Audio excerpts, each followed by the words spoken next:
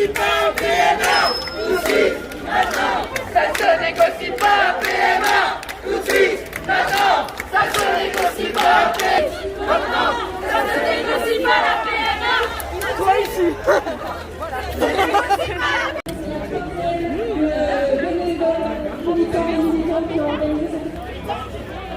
Merci.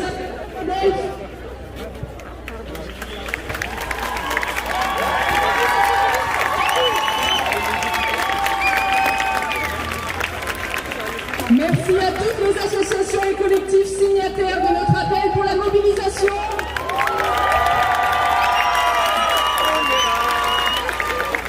Merci à toutes les personnes qui ont fait un don à la cagnotte pour avoir notre traduction à LSF.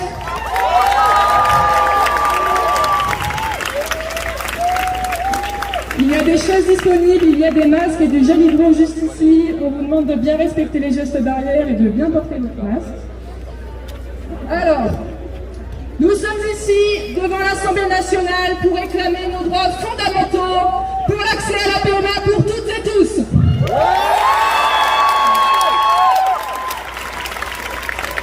Car c'est comme ça qu'il faut faire dans cette société, il faut réclamer encore et toujours des droits qui nous sont dus. J'aimerais saluer celles et ceux qui se battent depuis des années et des années pour toutes les générations de militantes et militantes. Merci à vous pour toute votre détermination dans ce combat.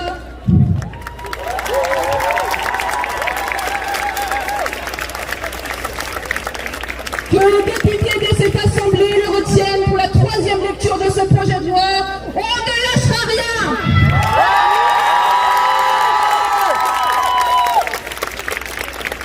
Nous qui participons activement à la vie de cette société, nous exigeons d'être entendus et respectés par ce gouvernement qui balade ce projet de loi bioéthique en faisant et défaisant ces articles depuis près de 2 ans.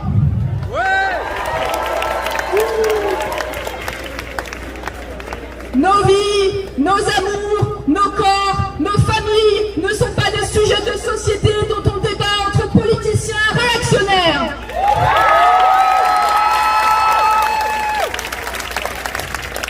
Nous sommes des milliers sur tout le territoire français à vouloir de ce projet de loi avec toutes les revendications qu'on nous refuse. Je laisse la parole à mes consoeurs militantes pour la lecture de notre communiqué de presse et de nos revendications précises.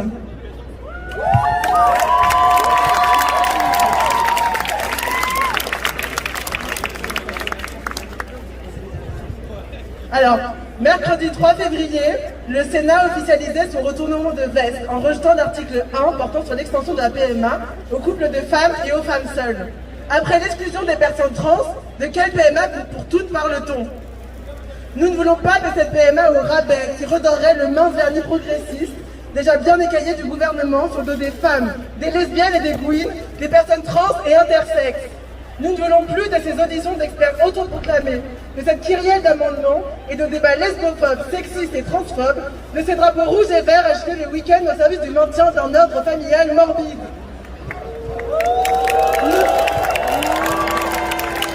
Nous, personnes racisées, demandons un meilleur accès à la PMA.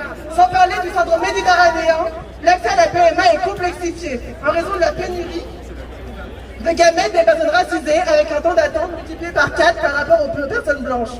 Cette situation alarmante est connue des acteurs et des actrices de la santé publique. Cependant, rien n'est mis en place pour y remédier.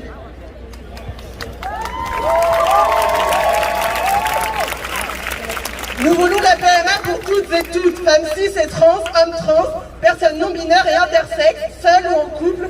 Nous voulons la PMA sans père et sans reproche et à nos conditions.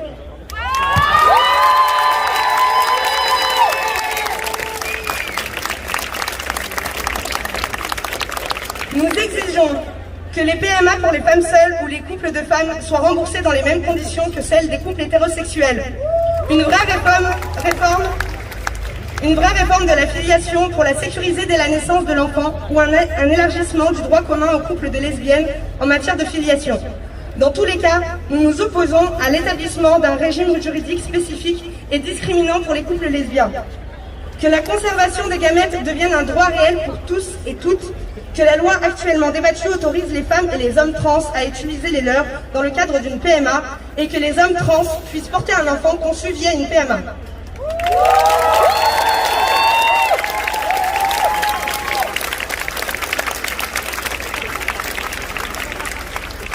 La possibilité d'avoir recours à la méthode ROPA, réception de l'ovule, de la ou le partenaire, écartée par l'Assemblée nationale parce qu'elle dérange nos opposants, rassurer que la conception biologique reste l'apanage des hétérosexuels et parce qu'elle souligne crûment la nécessité d'une réforme de la filiation. Que cessent les violences et discriminations grossophobes dans les parcours PMA. Une représentation des personnes racisées dans les supports de sensibilisation et d'information pour encourager au don. L'abolition du racisme systémique et institutionnel dans le corps médical. Que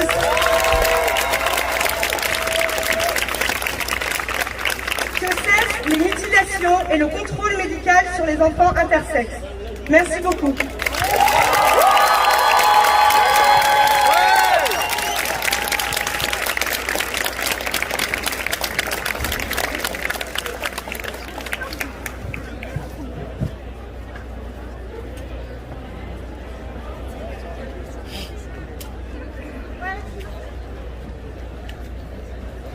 On va appeler Touria de l'association Chams France.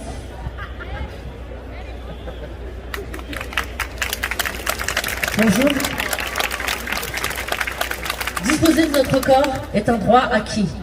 Mais il est autant à faire. En tant que femme maghrébine et lesbienne, je me sens doublement l'injustice. Par ce refus et cette obstination de ne pas vouloir entendre ma voix, vos décisions politiques me touchent et touchent toutes celles qui n'auront pas les moyens de financer leur PMA. Que ce soit à l'étranger ou toutes celles qui éprouvent déjà tant de difficultés sociales, celles qui se battent tous les jours contre cette précarité, une injustice inscrite uniquement à cause de notre identité. Ainsi, nous craignons qu'au lieu de nous aider, vous nous mettiez encore plus en difficulté. Vous incarnez la République, garante de nos idéaux d'égalité et de la liberté. Écoutez ce peuple que vous représentez, qui demande que leur différence ne soit pas un facteur de discrimination, mais la chance de jouir de ses droits comme à chacun. Ne créez pas une discrimination qui nierait finalement notre humanité. Écoutez nos milliers de voix qui doivent porter ce débat. Et surtout, comme on l'a fait trop longtemps, ne nous oubliez pas.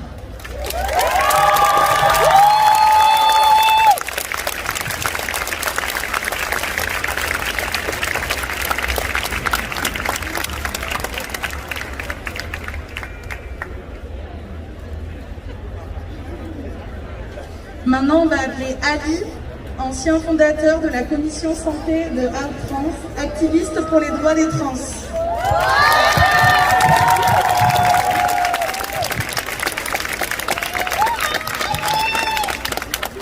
Bonjour à tout le monde, Adelphes, alliés et camarades. Merci aux organisatrices de m'avoir invité à prendre la parole. Je m'appelle Ali Aguado, je suis FT et parent de 2 enfants. La première est née d'une PMA dans le cadre du couple que je formais avec mon ex-compagne alors que je n'avais pas changé d'état civil. À l'époque, le mariage des couples de même sexe n'était pas instauré. Il aurait pu être une façon d'accéder à la parentalité légale à travers l'adoption. À l'époque encore, la stérilisation pour l'obtention d'un état civil modifié était un passage obligé du parcours de beaucoup d'entre nous car elle était demandée par la plupart des tribunaux. Ce que j'ai refusé. Je n'avais donc pas pu reconnaître la naissance de cet enfant et en devenir le parent légal. Après la rupture avec mon ex-compagne, je n'ai disposé d'aucun moyen de faire valoir ma place dans ce projet parental qui avait été le nôtre. Malgré 5 années de procédure judiciaire et une première victoire de la part du tribunal de grande instance de Bobigny, restreinte par la suite du fait de la rupture de lien imposée par mon ex, je n'ai pas pu maintenir le lien qui m'initiait à ma fille, ni jamais la revoir. Ce qui me vaut d'être ici aujourd'hui, devant vous, c'est d'avoir récemment choisi de rendre public le parcours de parentalité que nous traversons avec mon compagnon, un PD cisgenre. J'ai porté mon 2e enfant et je lui ai donné naissance. Je fais en fait partie de ces personnes qui ont pu changer d'état civil sans stérilisation avant que la loi vienne, en 2016, abolir cette condition transphobe et humiliante. Et j'ai donc conservé ma capacité à faire des enfants. Si je suis venu vous parler aujourd'hui, ce n'est pas seulement pour livrer un témoignage, mais bien pour rendre visibles les enjeux politiques qui traversent cette expérience et en réalité toutes les vies des trans qui s'engagent dans un projet parental.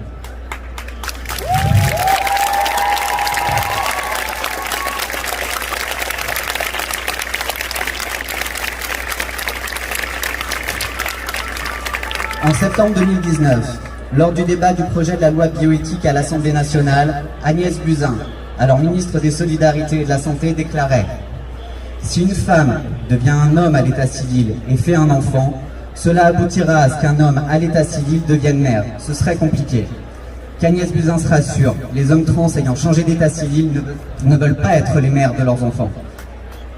Elle avait également dit « Si un homme trans fait un enfant par voie naturelle, cela posera un problème de filiation, puisque c'est un homme qui donnera naissance. » De fait, le principal enjeu qui s'est posé aussi pour nous, ce fut d'obtenir la reconnaissance juridique de la double filiation paternelle à notre fille, c'est-à-dire la garantie qu'elle aurait deux parents genrés au masculin dans son acte de naissance.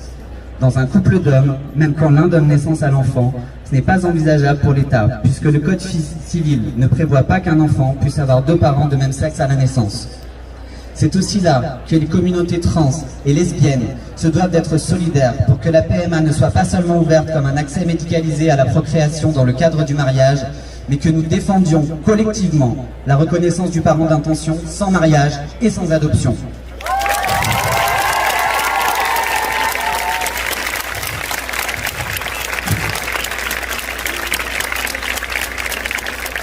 Notre projet parental est venu bousculer le cadre juridique actuel de la filiation et illustrer un point laissé aveugle de la loi de 2016 qui a réformé la procédure de changement d'état civil. Les enjeux de parentalité des trans. Il éclaire également un angle mort de la réforme de la loi de bioéthique en cours, un angle laissé volontairement mort, l'ouverture de la PMA aux trans et les enjeux de filiation qui y sont liés. Notre chance a été de rencontrer avant la naissance de notre enfant et de provoquer cette rencontre entre les magistrats dont le seul objectif a été de sécuriser en même temps la double filiation de notre enfant et la paternité de chacun de nous deux. Ils y sont parvenus, nous y sommes parvenus. Mais notre situation reste incertaine, car malgré tout, l'acte de naissance de notre enfant pourrait être considéré comme irrégulier. Dans le silence de la loi, c'est l'insécurité juridique de nos familles qui est entretenue. Combien de situations se présenteront comme bancales et potentiellement dramatiques? Lors du débat de la loi sur la loi de bioéthique, Nicole Belloubet, alors garde des Sceaux, avait refusé que la loi statue sur ces questions, préférant renvoyer à la jurisprudence le traitement de ces rares cas comme le nôtre. C'est pourtant aux législateurs et à l'exécutif que revient la responsabilité de sécuriser le parcours des futurs parents trans, leur situation juridique et celle de leurs enfants, dans le prolongement de la loi 2016 sur le changement d'état civil. Lorsqu'ils et elles sont engagés dans un projet parental, par la biologie ou par l'intention, les trans qui ont changé d'état civil doivent pouvoir être reconnus parents dans leur sexe d'état civil. En effet, et contrairement à l'affirmation de Buzyn, un FT qui accouche peut malheureusement trop facilement devenir mère à l'état civil. Une MT, qui est le parent biologique de son enfant, peut malheureusement trop facilement devenir le père à l'état civil. Et heureusement, nous y avons échappé. C'est pourquoi la loi doit changer, et sans même attendre. Le ministère de la Justice doit faciliter la reconnaissance de la filiation des trans dans le bon sexe d'état civil dès la naissance de leurs enfants. Par exemple, par le biais d'une circulaire, comme ce fut le cas pour le changement d'état civil sans stérilisation avant 2016. Avant de conclure, je pense à toutes ces personnes qui ont dû, avant 2016, en passer par de lourdes et coûteuses interventions chirurgicales pour obtenir leur état civil. Ces interventions, inutiles, ont pu laisser des séquelles physiologiques et psychiques.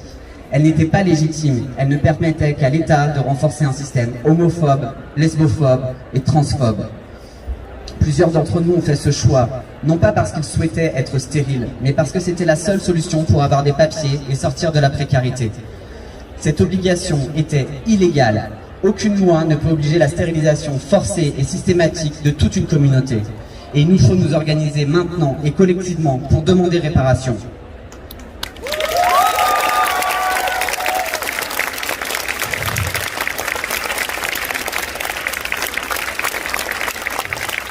À court terme, la loi de bioéthique doit permettre aux trans de conserver leurs gamètes avant d'entamer nos transitions médicamenteuses et chirurgicales. Pour finir, je voudrais partager avec vous l'horizon d'une transformation radicale, radicalement concrète, en ce qu'elle permettrait de simplifier la vie de bien des individus. L'abolition du sexe à l'état civil, d'abord, qui fera de nous tous des êtres humains avant d'être des hommes ou des femmes, et des parents avant d'être des mères ou des pères. L'institution de la filiation par engagement, ensuite, qui reconnaîtrait que ce qui constitue la parentalité, c'est d'abord la volonté et l'intention des futurs parents dans le projet parental. Dans le cadre de la PMA pour un couple hétéro, c'est d'ores et déjà l'engagement qui fonde la parentalité à travers la procédure de reconnaissance. Nous la voulons aussi. Ce serait une réforme pour le bien général qui accueillerait toutes les parentalités, quel que soit le mode de procréation, le genre ou le nombre des parents. Car bien entendu, il n'y aurait alors plus lieu de se limiter à la biparentalité. Monoparentalité et pluriparentalité y trouveraient toute leur place, indépendamment du statut matrimonial, conjugal, amical ou amoureux. Merci.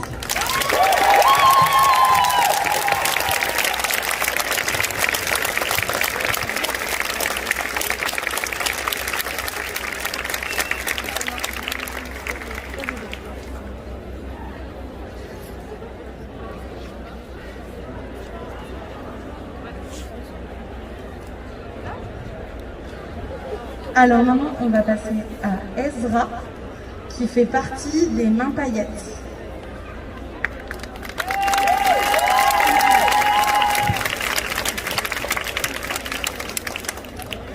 Bonjour à tous, donc moi je m'appelle Ezra et je participe au collectif Les Mains Paillettes, qui est juste sur votre gauche.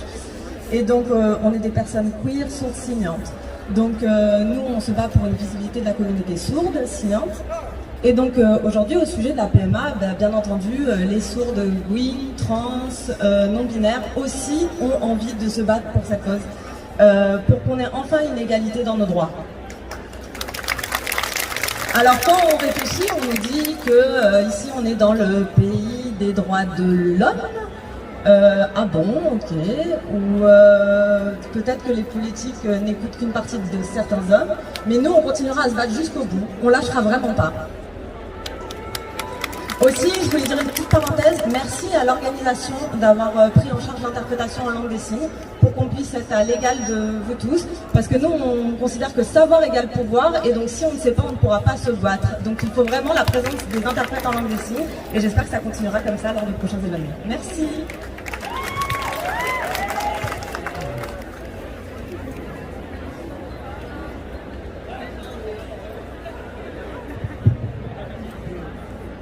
On va appeler Génécelle, fondatrice de Nos Voix Trans.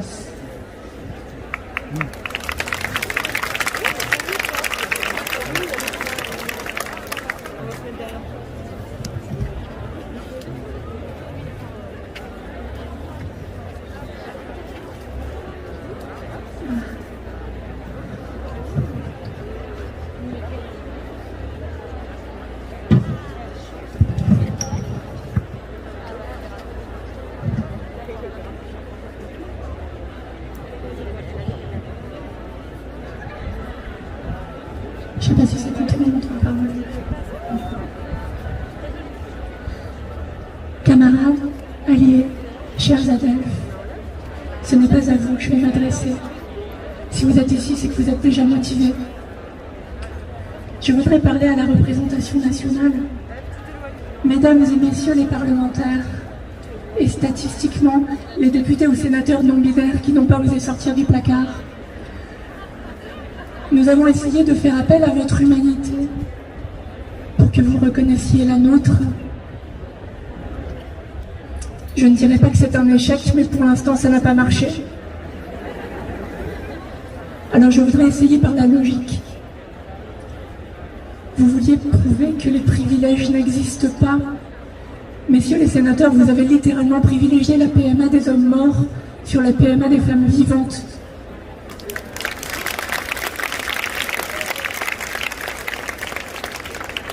Vous êtes des patriotes?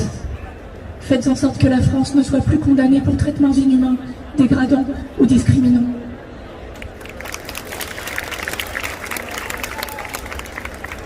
Vous Vous êtes élus pour protéger vos intérêts. Vous n'y perdrez rien. Laissez-nous faire des enfants.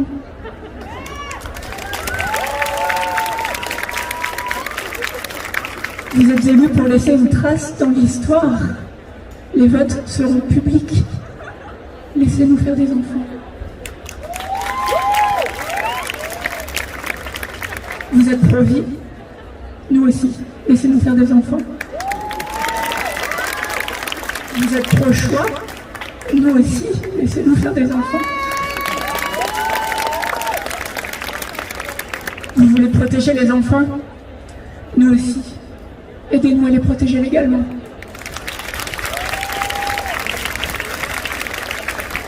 Vous avez peur pour les enfants?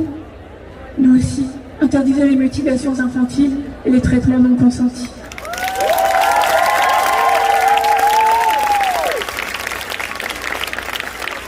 Vous avez peur pour les retraites?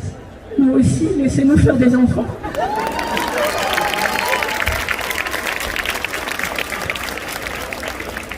Vous déplorez la baisse du taux de natalité?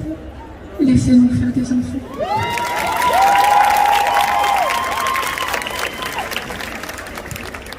Parlons logique, encore.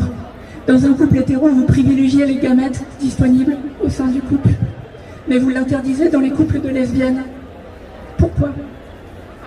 Je suppose que la réponse homophobie est trop simple. Vous n'êtes pas homophobe? Cool, laissez-nous faire des enfants.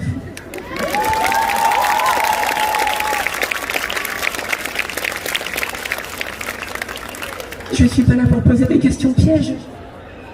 Parlons votre langage, je vais citer Légifrance. Le Code de la santé publique indique que toute personne dont la prise en charge médicale est susceptible d'altérer la fertilité peut bénéficier de la conservation de ses gamètes en vue d'une PMA. Et ça, c'est la loi actuelle.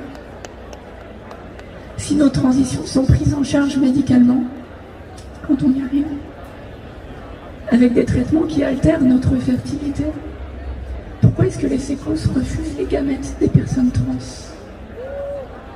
Et pourquoi est-ce qu'on nous refuse la PMA? Et si j'ai un enfant, pourquoi est-ce que la loi m'interdit de la reconnaître à la naissance? Et pourquoi est-ce que je devrais l'adopter?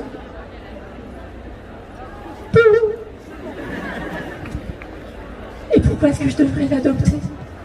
Et comment?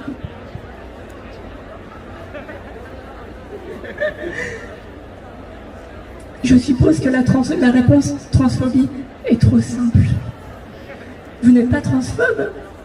Prouvez-le, laissez-nous faire des enfants.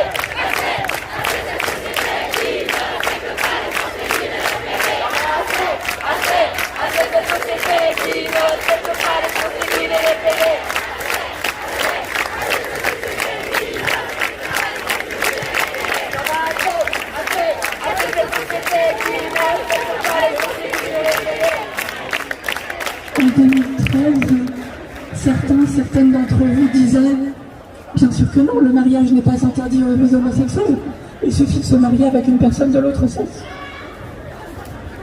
Dans les débats depuis 2019, certaines d'entre vous disent « Bien sûr que non, la PMA n'est pas interdite aux personnes trans, il suffit de ne pas changer d'état civil. » Ou encore « Bien sûr que non, la PMA n'est pas interdite aux lesbiennes. Il suffit de se marier avec un homme. » Ces réponses sont indignes. Mais elles expliquent malheureusement pourquoi vous n'avez toujours pas interdit les thérapies de conversion. Vous avez du travail et nous sommes là pour vous aider. En 2013, le mariage a été ouvert, les hétéros n'ont perdu aucun droit et l'institution ne s'est pas effondrée. Certains d'entre vous sont là depuis très longtemps et certaines d'entre nous viennent juste d'arriver. Si nous sommes tous et toutes les enfants de la République, il va falloir apprendre à partager avec vos frères et sœurs.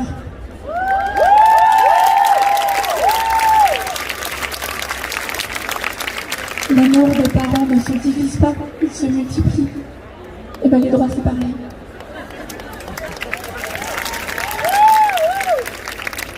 Nous ne demandons pas seulement que vous nous appliquiez les mêmes règles compliquées de filiation, de présomption et de promesse devant notaire. Améliorez ça. Vous avez l'opportunité de créer une vraie égalité qui profitera à tout le monde. Nous sommes là pour demander l'égalité en mieux.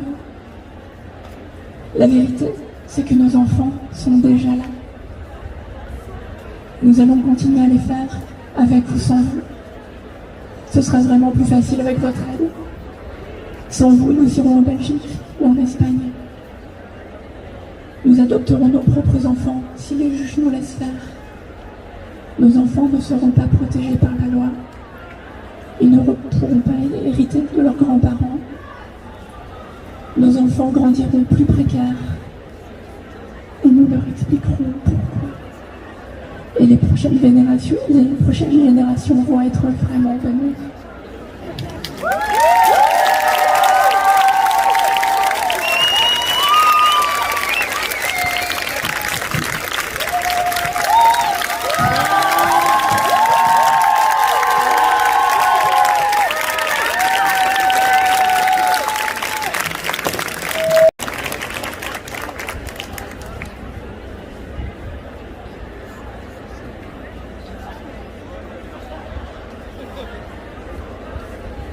Alors maintenant, nous allons passer à Pierrette de Divine LGBTQI+, asso Afro-Caribéenne de Paris.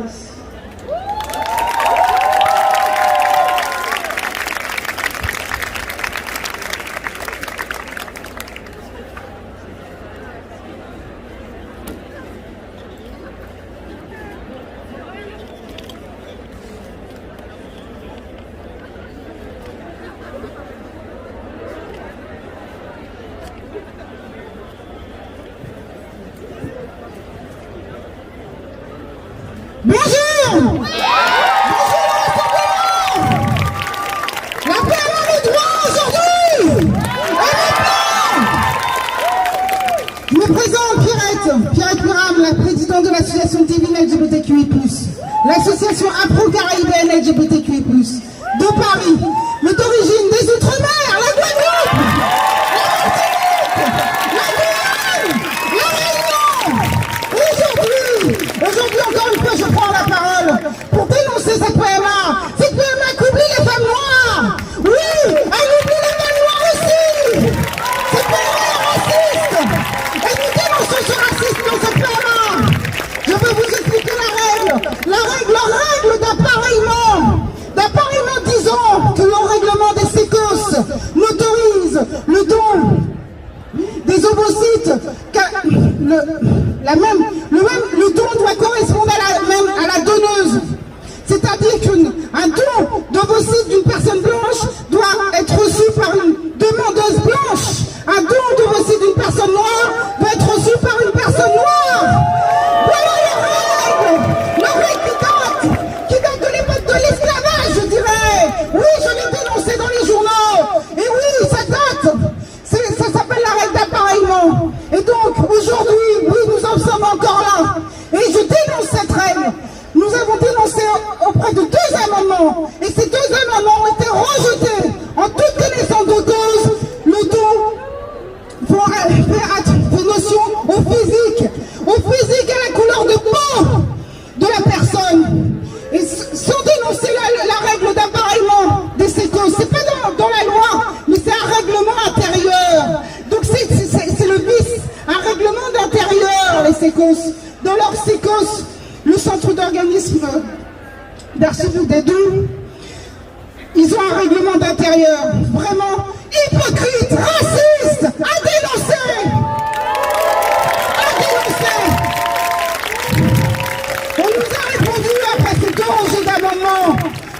nous a répondu qu'on ne fera pas notion d'un règlement par rapport à cette notion de règlement. On ne fera pas notion dans la loi de la PMA, mais on fera une circulaire adressée à tous les sécos. C'est hypocrite ça aussi. Qui va vérifier les sécos? Il faudra vérifier que les sécos font bien attention à cette circulaire.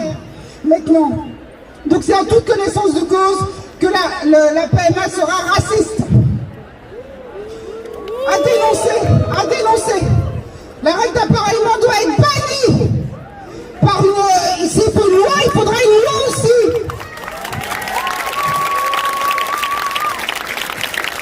Voilà, l'association début une accusation afro-caribéenne. Aujourd'hui, nous organisions des soirées, des rassemblements, des soirées afro-caribéennes LGBT à Paris. Mais aujourd'hui, nous sommes, avec les conditions sanitaires, nous sommes en stand-by par rapport aux soirées, mais nous sommes des militants avant tout. C'est pour ça que nous sommes dans les rassemblements. Et ces rassemblements sont importants quand même. Faites attention au Covid, certes, mais faites attention qu'on nous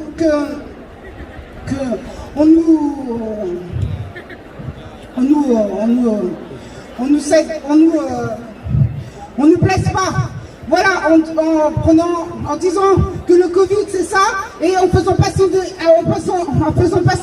des lois incohérentes. Les sénateurs sont des hypocrites. Et aujourd'hui, il faut se rassembler pour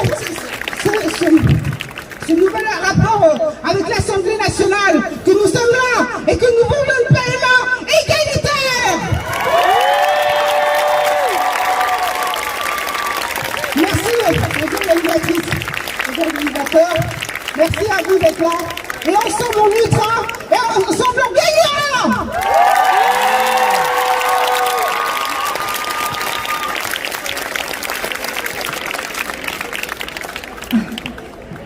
On va appeler Laure de Soror Ensemble. C'est une asso pour le droit des personnes noires et afrodescendantes.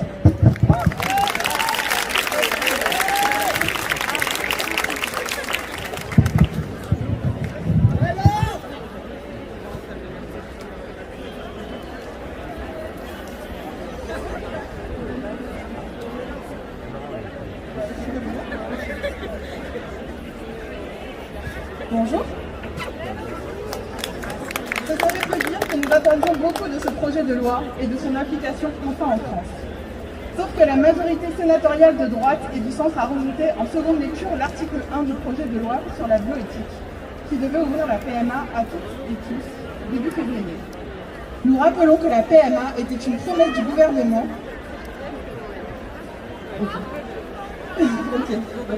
Nous rappelons que la PMA était une promesse du gouvernement dans la continuité du mariage pour toutes. Le fait que le projet de loi ne soit pas voté est un affront à l'égalité et la non-reconnaissance de toutes les familles. Le fait que le projet de loi ne soit pas voté montre que la parentalité en France se conçoit difficilement sans hommes. 6. Le fait que le projet de loi ne soit pas voté démontre la binarité qui exclut des débats toutes les personnes non binaires, les personnes trans et les personnes intersexes. Ce que nous voulons démontrer, c'est que le désir de parentalité n'a pas de genre ni d'orientation et qui devrait être un droit pour toutes et tous. Le fait que le projet de loi ait été abandonné est un effacement du désir de parentalité des personnes concernées et une négation dans le parcours vers la parentalité en ce qui concerne les femmes seules et qui souhaiteraient devenir parents, et surtout une négation de toutes les familles monoparentales dont les chefs de famille sont déjà des femmes cis. A noter que le temps d'attente pour obtenir des gamètes est multiplié par 4 pour les personnes racisées qui se voient l'espoir d'avoir un enfant qui leur ressemble devenir une nouvelle difficulté. La conservation des gamètes pour toutes et tous, ainsi que pour les personnes trans qui se voient refuser ce droit en raison de la transphobie. Qu'en cas de PMA en France, par 2 femmes, le parcours d'adoption reste obligatoire pour que les 2 personnes soient reconnues comme parents. Procédure qui plus est longue et qui n'est ouverte qu'aux couples mariés, ce qui induit, de fait, que les personnes doivent se marier et qui ne prend pas en compte le risque de séparation ou de décès qui peut être pénalisant pour l'autre parent qui ne serait pas reconnu administrativement parlant. De plus, il est complètement inconcevable que le parcours de PMA doive être totalement pris en charge économiquement par les personnes seules et les couples. lorsque celui-ci est remboursé pour les couples hétérosexuels. On ne reconnaît à ce jour que la PMA dans un but curatif et préventif de ces couples, non représentatifs de nos réalités si nombreuses. Avoir le choix, c'est avoir le droit. Nous voulons avoir le choix.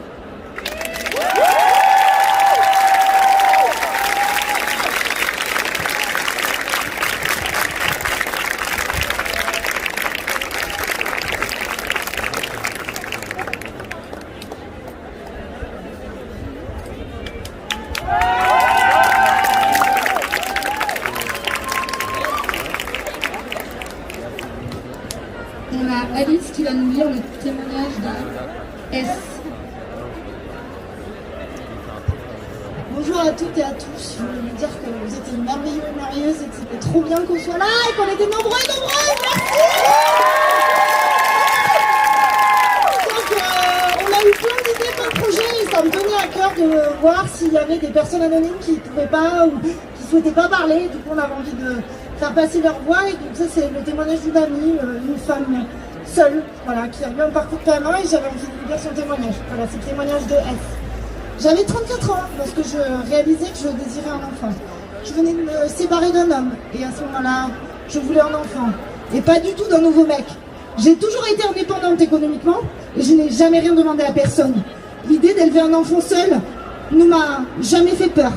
L'ironie veut que dans ma famille, il n'y a pas d'hommes. Ils sont tous morts et les femmes ont élevé leurs enfants seules.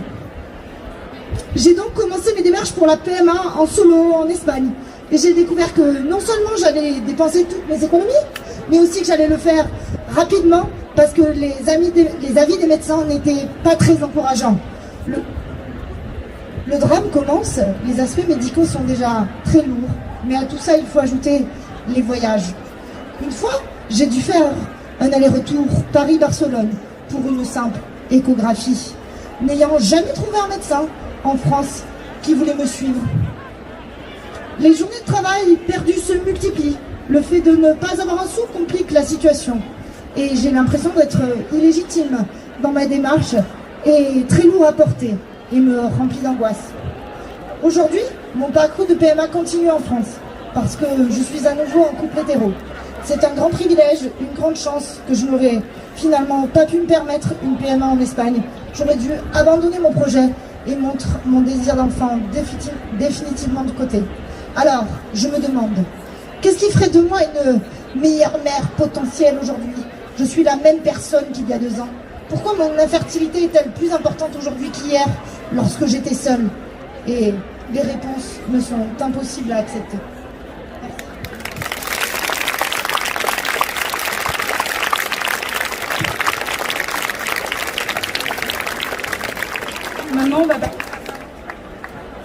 Maintenant, on va passer la parole à Daria Marx de Gras Politique.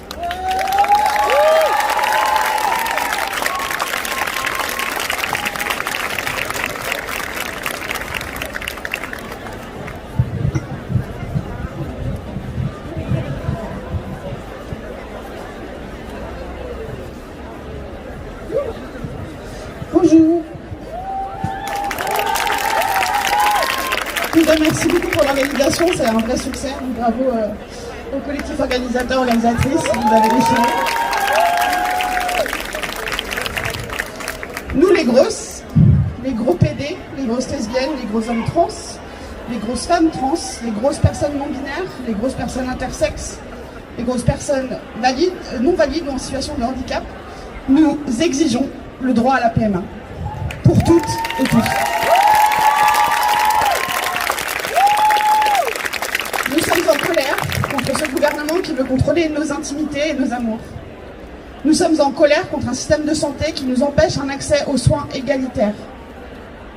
Nous sommes en colère contre les violences médicales et obstétricales grossophobes que nous subissons toutes et tous et qui nous empêchent de vivre sereinement nos parcours de parentalité.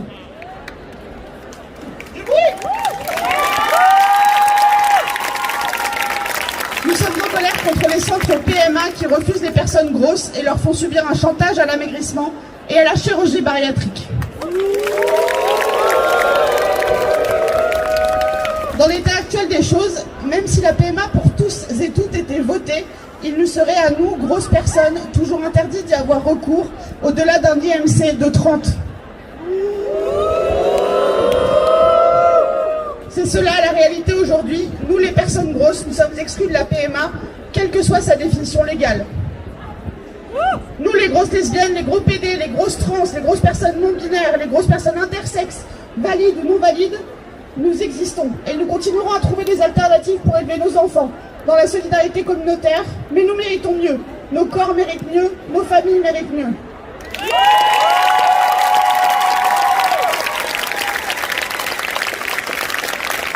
La politique est aux côtés de toutes celles, ceux et celles qui se voient refuser l'accès à la PMA, mais aussi aux opérations liées à leur parcours de transidentité de genre.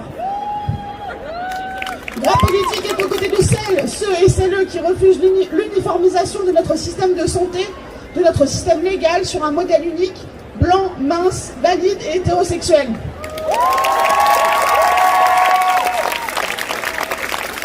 Oui à la PMA pour tous et toutes. Oui à la PMA pour tous les corps. Honte au gouvernement et aux institutions qui nous font chaque jour violence. Merci.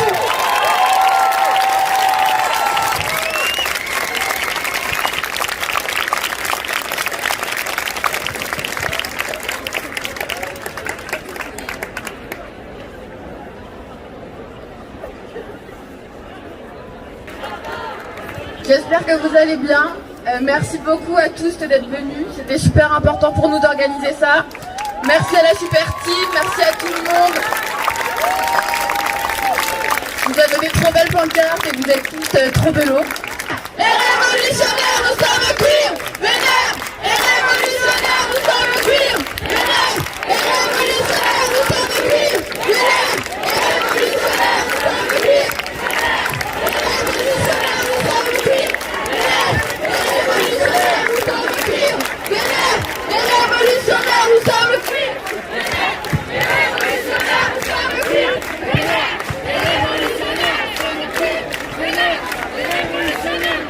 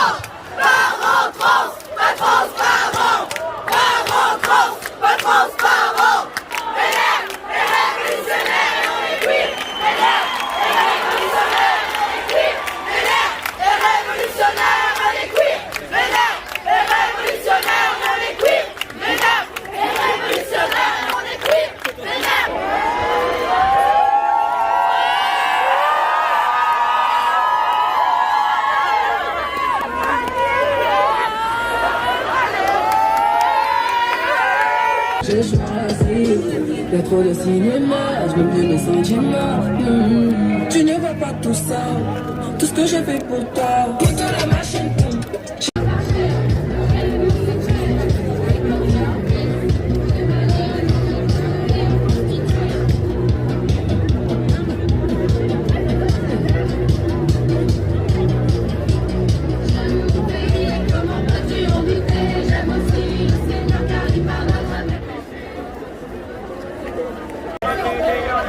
Bonjour à toutes et à tous.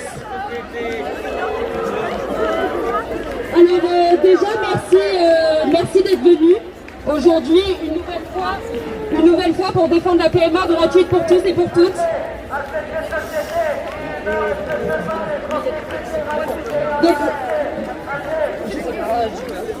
Donc nous sommes le collectif Paris Queer Antifa, donc le PQA. En tant que collectif, nous entendons nous mobiliser à l'avenir encore plus pour lutter pour ce droit à la PMA, mais aussi pour lutter contre les LGBTQI-phobies, ainsi que lutter contre la société patriarcale. La PMA pour toutes était une promesse de la campagne d'Emmanuel Macron. Avec le temps, il est vite apparu que ce n'était qu'une promesse électorale. Peu à peu, le gouvernement a tourné de plus en plus à droite et de plus en plus laissé les droits conservatrices s'élever contre ce projet de loi. Aussi bien ce qui avait été annoncé comme le progrès humain du quinquennat s'est vite transformé en une case à cocher, coûte que coûte, pour un programme électoral, quitte à lui retirer son essence même. Alors, nous ne voulons pas d'une PMA au rabais. Les trans, les lesbiennes, les intersexes et les femmes seules doivent avoir accès à la PMA. Sinon, de quel accès à la PMA parlons-nous? Ce ne sont pas eux, ces vieux hommes faisant leur retraite au Sénat, de décider qui a le droit de donner la vie. Il revient aux concernés de décider. Et le succès de la mobilisation d'aujourd'hui montre la nécessité de ce droit. Alors assez, donnez-nous ce droit ou bien nous le prendrons de force. Nous refusons d'être un enjeu électoral une fois de plus.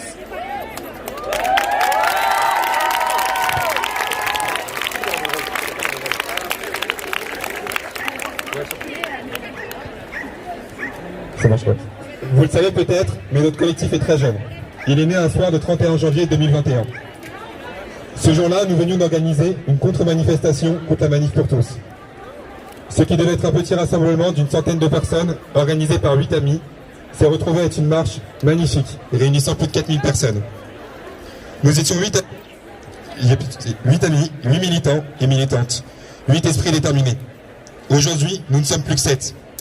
En effet, en début de semaine dernière, nous avons perdu notre ami, notre camarade. Nous avons perdu Guillaume.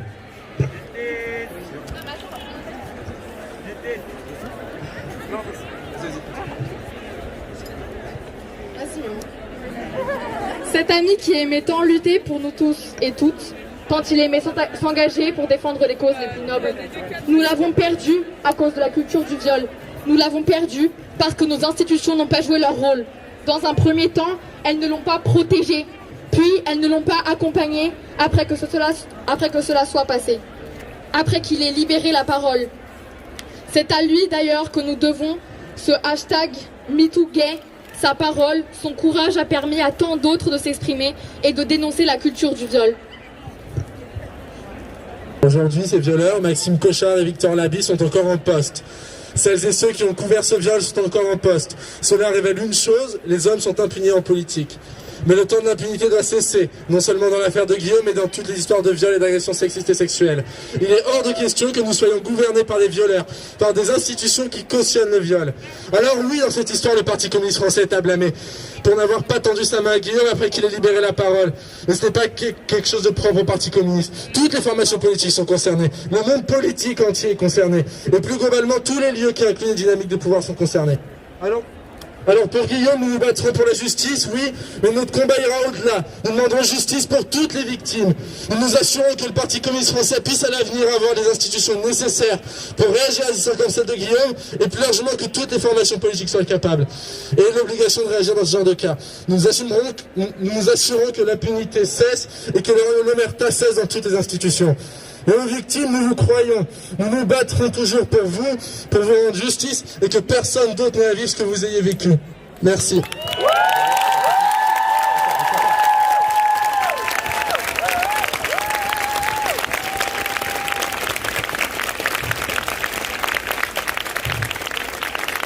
Cette culture du viol a emporté notre ami, notre camarade. Aujourd'hui, le ciel compte une étoile rouge de plus, aussi scintillante que tu l'étais.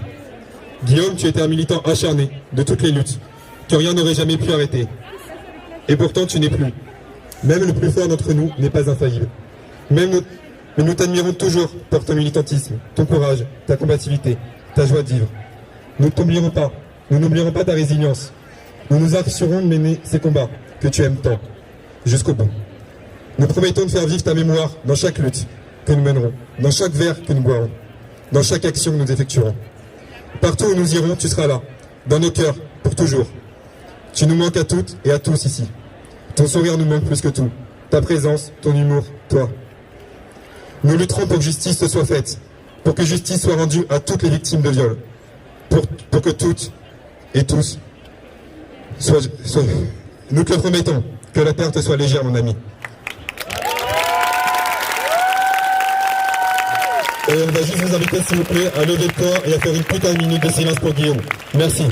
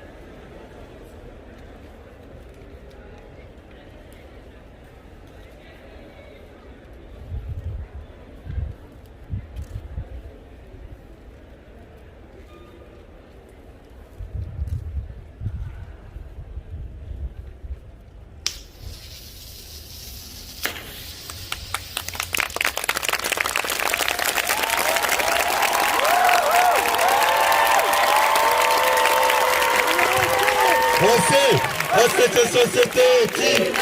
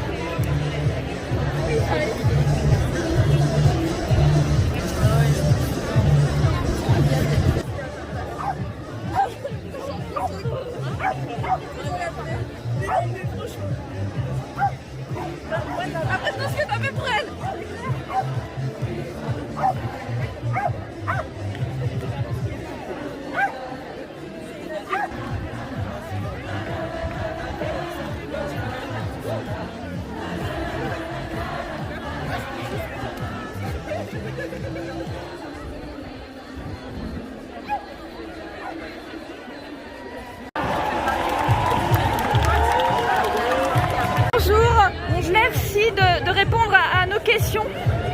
Quelle est l'importance pour vous d'être venu aujourd'hui? Pour montrer notre soutien à la cause, pour justement nous faire entendre, parce qu'on n'est pas écoutés en fait. Le Sénat et l'Assemblée nationale n'en font qu'à leur tête et on en a juste ras-le-bol. C'est un tout et on est en train d'exploser en fait et ça peut plus durer, ça peut plus durer. Vous ressentez une certaine forme d'exclusion par rapport à tout à fait. Tout à fait, et une sorte de stigmatisation aussi. Donc ouais. Donc c'est l'important pour vous quand même de prendre la parole aujourd'hui, de vous exprimer, on l'a vu, différentes personnes sont intervenues, il y a eu des prises de parole, il y a eu quand même beaucoup de monde aujourd'hui. Est-ce que vous pensez que c'est déjà une victoire en soi? Oui, parce que tant qu'on continue de se battre et qu'on continue justement de prendre la parole, on a une chance en fait que on va peser en fait dans la vie de tous les jours. Et le fait de voir autant de monde rassemblé pour une même cause, ça montre qu'on n'est pas seul. Et je trouve que c'est ça le plus important, c'est de rester solidaire, surtout dans la crise sanitaire actuelle, et de se rassembler autour d'une même cause et de faire entendre nos voix. Alors, une dernière question, toute simple. Il y a énormément de jeunes aujourd'hui. On l'entend, on le ressent, on le voit. Est-ce que vous êtes une génération qui veut faire évoluer le monde? On le sent, il y avait une bienveillance dans cette manifestation aujourd'hui depuis le début. Beaucoup de couleurs. Est-ce que, justement, c'est ce que vous voulez apporter aux autres, tout simplement? Oui, apporter de l'amour. Parce qu'on est dans un monde très solitaire, en fait. Et d'être tous là, toutes et toutes là aujourd'hui, ça montre vraiment l'impact qu'on peut avoir et le soutien qu'on s'apporte mutuellement aussi. Un soutien mutuel, une solidarité intergénérationnelle. Exactement. Merci à vous de nous accorder quelques minutes aujourd'hui. Nous sommes à Paris, à côté de l'Assemblée nationale, par rapport à cette loi PMA. Alors expliquez-nous le but, votre motivation à venir ici aujourd'hui. Moi c'est juste pour un souci d'égalité et de respect en fonction des gens, et c'est par simple humanisme en fait de vouloir l'égalité pour tous et pour toutes, et c'est pour ça que je viens manifester aujourd'hui. Est-ce que le monde qu'il y avait quand même beaucoup de monde aujourd'hui, est-ce que pour vous c'est une victoire déjà?